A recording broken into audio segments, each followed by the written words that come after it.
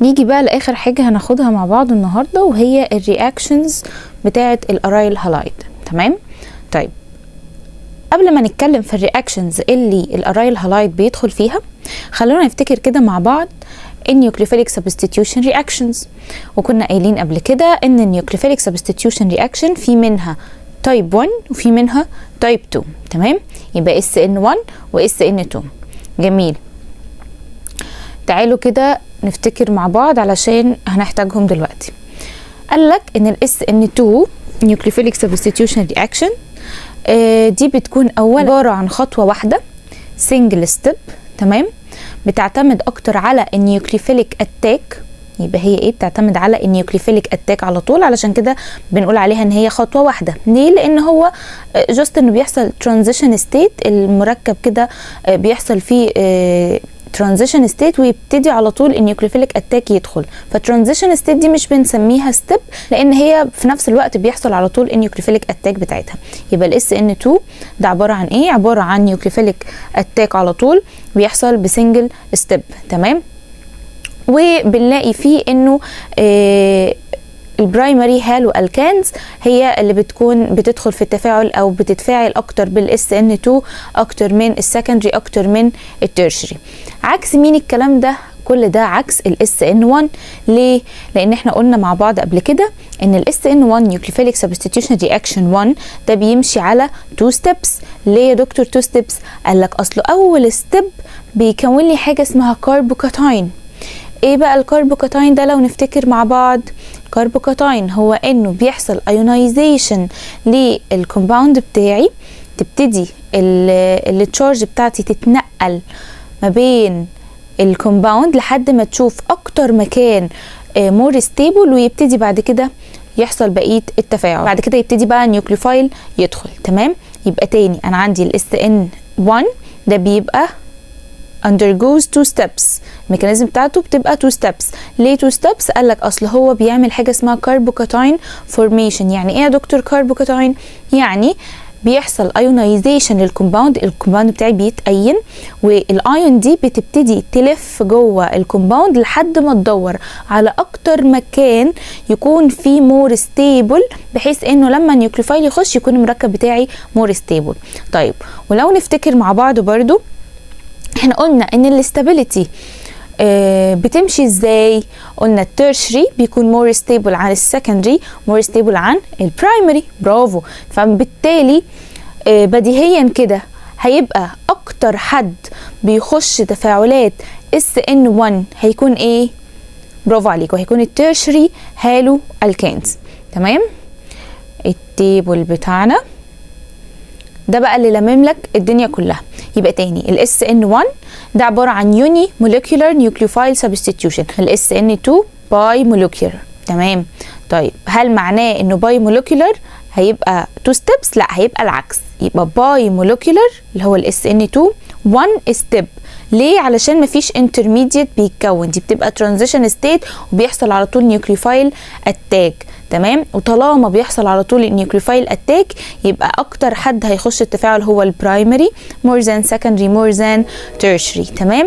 لكن ال SN1 عباره عن يوني موليكولار نيوكليوفيليك سبستيتيوشن رياكشن، بيمشي بخطوتين. ليه يا دكتور خطوتين؟ قال لك علشان بيحصل intermediate formation of كاربوكاتاين. الكاربوكاتاين ده هو اللي بيحصل ايونايزيشن للكومباوند ويحصل كاربوكاتاين عند الكربونه اللي بيكون عندها مور ستيبل اتاك اوف نيوكليوفايل. وبالتالي هلاقي ان التيرشري عشان هو المور ستيبل هلاقي ان هو اللي هيكون بيدخل تفاعلات ال SN1 اكتر من السكندري اكتر من البرايمري. في الاخر هنا بيقول لك ان ال SN1 مش بيعتمد على النيوكليوفايل المستخدم، لكن ال SN2 بيعتمد او بيتاثر بالبيز اللي بيكون حاصل فيها التفاعل. طيب ندخل بقى بشكل سبيسيفيك اكتر عن الرياكشنز بتاعه الارايل هالايد. طيب هنشرح النهارده كام رياكشن يا دكتور؟ هنشرح 4 تفاعلات. يبقى انا عندي الارايل هالايد بيدخل كام تفاعل يا دكاتره؟ بيدخل 4 تفاعلات. ايه هم؟ اول حاجه النيوكليوفايل اروماتيك سبستيتيوشن رياكشن SN2. تمام. بيدخل ال SN2. في حاجه بقى في ال SN2، في نوع منه اسمه addition elimination، وفي نوع تاني العكس elimination addition. يبقى تاني انا عندي الرياكشنز بتاعت الارايل هالايد. اول حاجه هنتكلم عنها وهي الاس ان 2 اللي هو النيوكليوفيليك اروماتيك سبستيتيوشن رياكشن 2. تمام. قال لك ان الاس ان 2 دي نفسها مش متسابه كده، لا دي في منها نوعين. اول نوع بيبقى اسمه addition elimination، يعني بيضيف بعد كده بيشيل. والنوع التاني العكس elimination addition، يعني بيشيل الاول وبعد كده بيضيف. الارايل هالايد بتتفاعل بالحاجتين، يبقى دول اول تو رياكشنز هنتكلم عنهم، SN2 مره addition elimination ومره elimination addition. جميل.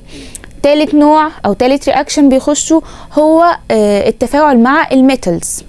الارايل هالايد بتتفاعل مع الميتالز. تمام. ودي برضو في منها طريقتين بس سهلين جدا. ورابع رياكشن الارايل هالايد بيخشوا وهو الالكتروفايل اروماتيك سبستيتيوشن رياكشن. يبقى الارايل هالايد بيتفاعل بالنيوكليوفايل اروماتيك سبستيتيوشن رياكشن وبالالكتروفايل اروماتيك سبستيتيوشن رياكشن. طيب تعالوا بقى نتكلم واحده واحده عن كل تفاعل ونشرح كده الدنيا اللي فيه. اول حاجه النيوكليوفايل اروماتيك سبستيتيوشن رياكشن اللي احنا قلنا عليه addition elimination. طيب بيقول لك كده قبل ما نشرح بقى التفاعل بتفاصيله، احنا اساسا التفاعل ده علشان يحصل كده عادي من غير ما نبتدي نظبط الكونديشنز هو مش هيحصل. فهنا بيقول لك ايه؟ ان الارايل هالايد are unreactive towards a nucleophilic substitution reaction. هي unreactive دي كلمة كبيرة شوية او تعبير مبالغ فيه شوية. هو مش unreactive، هو بيكون صعب جدا ان الارايل هالايد تتفاعل على طول كده بالنيوكليوفيليك سبستيتيوشن رياكشن. بيبقى فيه ليميتيشنز كتيرة وبيبقى فيه عوامل كتيرة بتأثر على التفاعل ده بتخليه مش بيمشي بسهولة وصعب جدا انه يحصل. طيب ايه هي الاسباب يا دكتور اللي بتخلي صعب ان الارايل هالايد يتفاعل بالنيوكليوفيليك سبستيتيوشن رياكشن على طول؟ عندك 3 اسباب يا دكتور، مهم جدا وبتيجي اسئلة كتير. طيب اول حاجة قالك الريزونانس. ايه الريزونانس دي؟ بيقول لك والله لو نبص كده مع بعض، انا عندي الارايل هالايد عباره عن ايه؟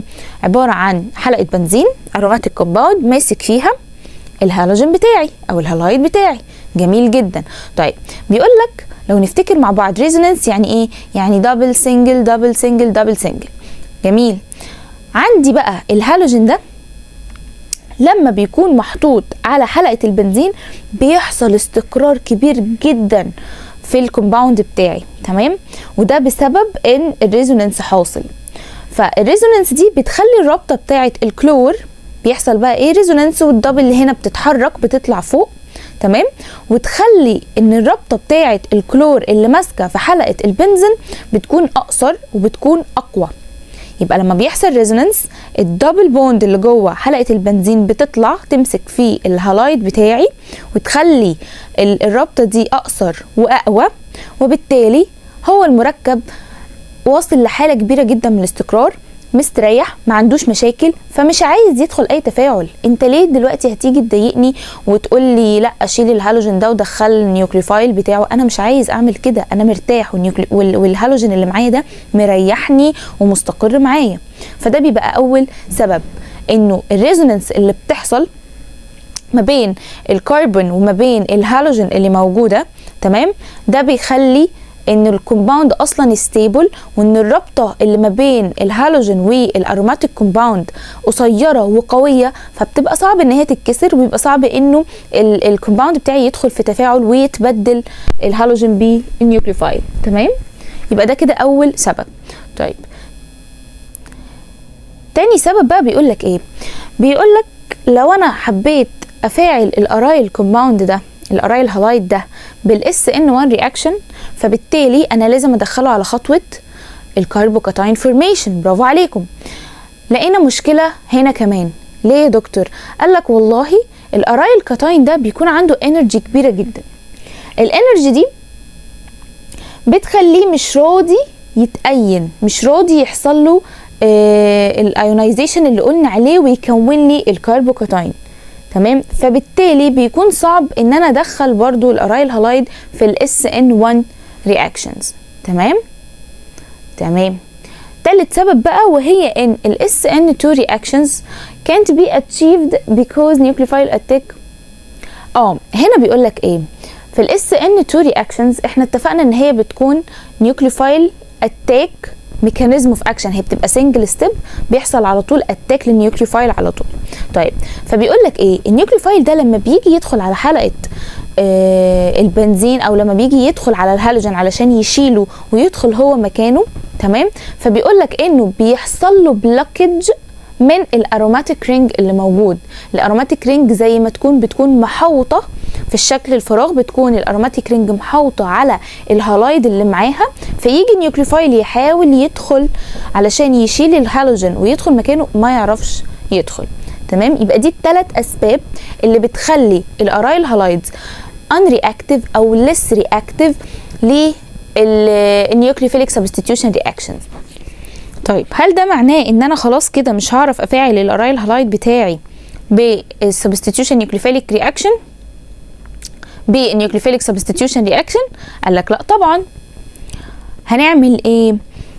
هم لقوا انه لو انا عندي نيترو جروب او اي الكترون ويزدروينج جروب، تمام، موجوده على الارايل هالايد بتاعي في اورثو او بارا بوزيشن، ده بيحوله لاكتيفيتد ارايل هالايد وبيخليه سهل انه يتفاعل بالنيوكليوفيليك سبستيتيوشن رياكشن. تاني لو انا عندي ارايل هالايد وماسك فيه نيترو جروب او اي الكترون ويزدروينج جروب تانية، تمام، والاتنين محطوطين في البوزيشن اورثو او بارا، ميتا لا، لو حصل ميتا هيبقى نو رياكشن، تمام، ده بيحول لي الارايل هالايد بتاعي لاكتيفيتد ارايل هالايد، وساعتها لما هاجي ادخله في النيوكليوفيليك سبستيتيوشن رياكشن هيحصل عادي جدا ان النيوكليوفايل بتاعي هيدخل على الهالوجين ويشيله ويتحط مكانه بكل سهوله في وجود درجه حراره. تمام، يبقى تاني انا عندي كده التفاعل اهو هيمشي ازاي. بصوا هنا نو رياكشن. ليه نو رياكشن؟ علشان الكلور محطوطه في الميتا بوزيشن according to النيترو جروب، فمش هيحصل اصلا تفاعل. لكن لو جينا هنا بصينا مع بعض، بصوا انا عندي هنا ادي الارايل هالايد بتاعي، الكلوروبنزين بتاعي ماسك فيه نيترو جروب اللي هي الالكترون ويزدروينج جروب بتاعتي في مكان ايه؟ برافو، في مكان الاورثو. تمام، ساعتها انا عايزه ادخل النيوكليوفايل بتاعي اللي هو الاو اتش في درجه حراره 130 في اسيدك ميديوم.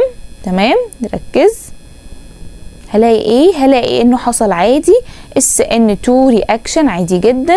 الاو اتش دخلت على الكلور وعملت له سبستيتيوشن وكون لي اورثو نيترو فينول. تمام، طيب هنا عندي كلور وعندي 2 نيترو جروب، واحده في الاورثو وواحده في البارا، فكده تمام مظبوط، التفاعل هيمشي. عايزه ادخل النيوكليوفايل بتاعي الاو اتش في اسيدك ميديا ودرجه حراره 100، اللي هيحصل هيدخل عادي الاو اتش مكان الكلور ويحصل نيوكليوفيليك سبستيتيوشن رياكشن عادي جدا. طيب تعالوا التفاعل اللي بعده. بصوا عندي هنا اهو كلور اهو، وعندي 3 نيترو جروب في الاورثو والبارا مع 35 درجه، هدخل النيوكليوفايل بتاعي عادي جدا. ملاحظين ايه يا دكاتره في الثلاث تفاعلات دول؟ برافو، اول حاجه كل ما عدد الالكترون ويزدروينج جروب اللي هو النيترو بيزيد في الحلقه كل ما درجه الحراره بتقل. ده معناه ايه ان درجه الحراره بتقل؟ ده معناه ان انا بقلل الكونديشنز اللي انا محتاج اعملها علشان التفاعل يتم. فده معناه ايه؟ ان كل ما عدد الالكترون ويزدروينج جروبس بتزيد في الحلقه بتاعتي كل ما التفاعل بيبقى اسهل، وهو ده اللي بيقوله لك. بصوا هنا وصلت ل 35 درجه لما كان عندي 3 مجموعات، فهو ده اللي بيقولك عليه انه كل ما عدد الالكترون ويزدروينج جروبس بيزيد كل ما التفاعل بيمشي اسهل، وده هيخلي درجه الحراره تقل. هنا بيوضح لكم الميكانيزم تاني والفورميشن. بصوا هنا لو كان الاورثو بوزيشن،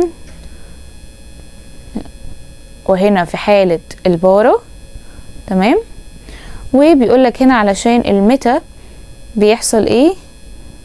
ما بيبقاش فيه stabilization للتشارج بتاع النيترو جروب، وعلشان كده التفاعل مش بيتم اصلا. تمام، يبقى الميتا لو كان الكلور محطوط في مكان الميتا according to النيترو يبقى no reaction. طيب يبقى احنا كده اتكلمنا عن اول تفاعل خالص وهو النيوكليفيليك aromatic substitution reaction through ايه؟ through addition elimination. برافو عليكم. طيب وده اللي قلنا بيتكون بستخدم فيه ايه؟ بستخدم فيه electron withdrawing group زي النيترو جروب علشان اعمله. طيب هنا بقى بيتكلم معاك في النيوكليفيليك aromatic substitution reaction بس النوع التاني اللي هو according to elimination addition mechanism. ده بنستخدم فيه ايه علشان يحصل؟ بستخدم فيه strong base very strong base. زي ايه يا دكتور؟ زي بوتاسيوم امايد متدوب في ليكويد امونيا.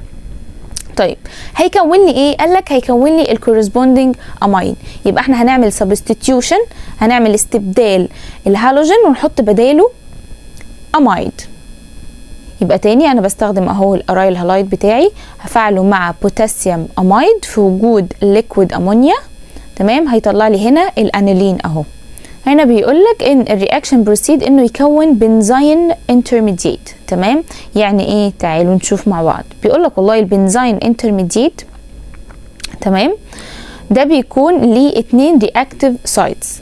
تمام، يعني ايه؟ يعني انا عندي اهو انا عندي هنا اهو البروموبنزين.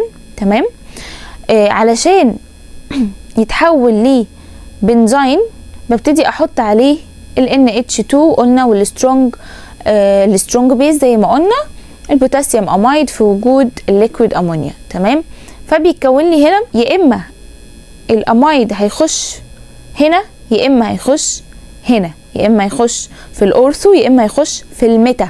تمام، والاتنين هيحصلوا بنسبة 50%، مش هيبقى فيه هنا ميجر وماينر. يبقى تاني انا عندي هنا اهو الكلورو بنزل الارايل هالايد بتاعي، عندي هنا الميثايل جروب هفعله بالنيوكليفيليك سبستيتيوشن رياكشن بس هيكون through elimination addition في وجود السترونج بيز متدوبة في ليكويد امونيا. هيحصل لي ايه؟ هيكون لي اورثو تولويدين اللي هو البنزين انترميديت بقى اللي قلنا عليه، وميتا تولويدين. تمام، يبقى بيتكونوا الاتنين بنسبة 50% مفيش ميجر وماينر. طيب تالت تفاعل قلنا الارايل هالايد هيتفاعله هو التفاعل مع الميتالز، وقلنا ده هيكون عن طريق حاجتين. اول حاجة عن طريق الجريجنرد رياجنت، وده رياجنت عبارة عن مغنيسيوم متدوب في ايثر.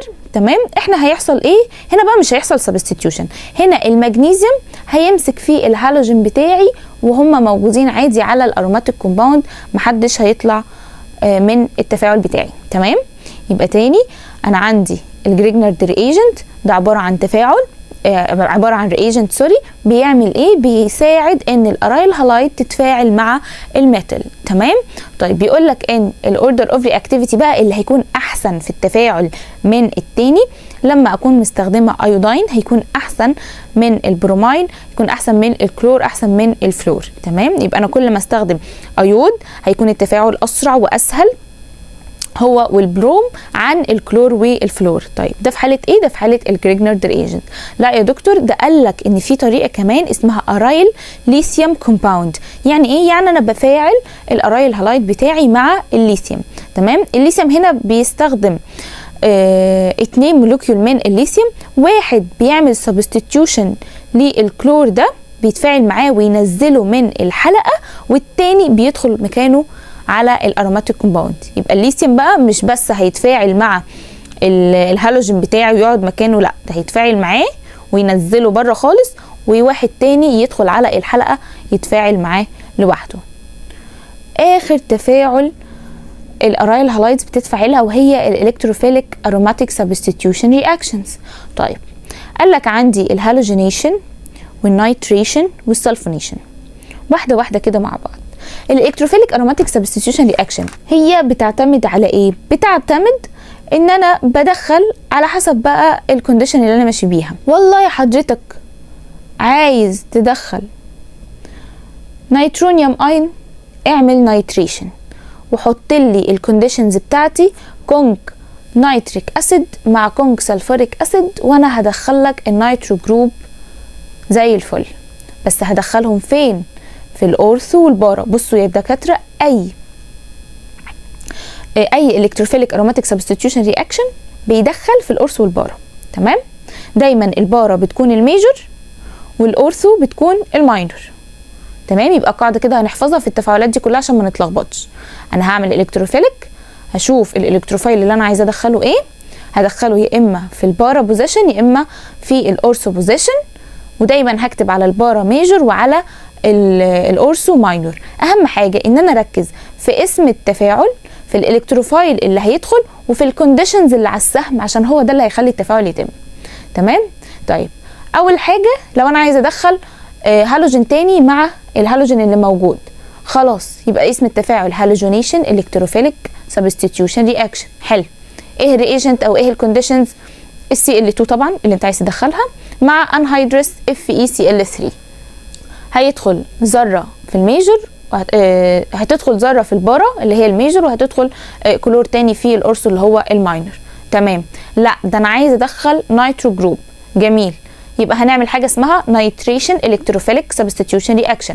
ايه الكونديشنز يا دكتور؟ اهم حاجه كونك نيتريك اسيد مع كونك سلفوريك اسيد، وابتدي بقى ادخل النيترو جروب مره في الاورثو مره في البارا. البارا هي الميجر.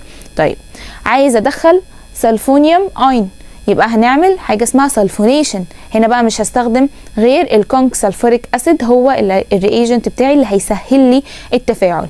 وبرده نفس الكلام، هيدخل واحد في البارا وواحد في الاورثو، والبارا هو الميجر. تمام؟ وقيس على كده اي بقى الكتروفايل اتاك عايز تعمله. هنا مثلا CH3Cl، عايز ادخل CH3. جميل. يبقى هنحط انهيدرس AlCl3 اللي هو لويس اسيد. برافو عليكم. تمام؟ وابتدي دخل لي CH3 مره اورثو ومره بارا. وكذلك هنا لو انا مثلا عايزه ادخل كيتون، تمام، هعمل برضو استخدم اللويس اسيد. برافو. وهبتدي ادخل الكيتون بتاعي مره في الاورثو ومره في البارا. الاثنين دول لو تفتكروا كانوا فريدل كرافت. برافو عليكم. طيب تعالوا كده نسمي الكومباوندز دي مع بعض. اول واحد ده كده، برافو، 3 كلورو بنزويك اسيد. احنا هنا عملنا ايه؟ سمينا الكومباوند according to البنزويك اسيد. COH مع البنزين اسمه بنزويك اسيد. يبقى انا عندي 1 2 3، يبقى 3 كلورو بنزويك اسيد.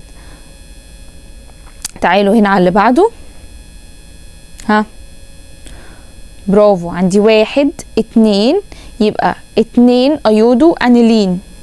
تمام؟ سمينا هنا بناء على الانيلين. ليه يا دكتور؟ علشان NH2 مع البنزين اسمه انيلين. تعالوا هنا في الثالث. برافو، 1 2 3 4، يبقى 4 ايودو بنزلدهايد. هنا برافو، 2 كلورو 4 فلورو فينول. 2 كلورو 4 فلورو فينول. اخر واحد هنا هنسمي من عند النيترو بنزين. ليه يا دكتور ما سميتيش بالتولوين؟ لا، هقولك عشان النيترو هي اللي ليها الاولويه من الميثايل.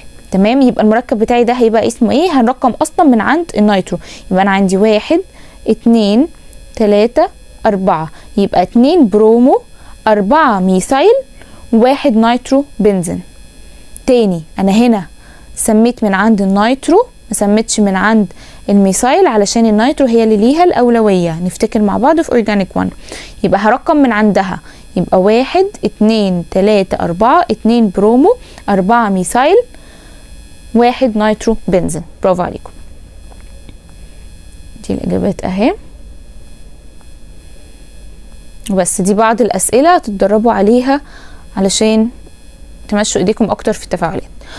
وبس كده يا دكاتره، بكده تكون ليكتشر النهارده خلصت. اتمنى تكونوا استفدتوا وربنا معاكم ان شاء الله.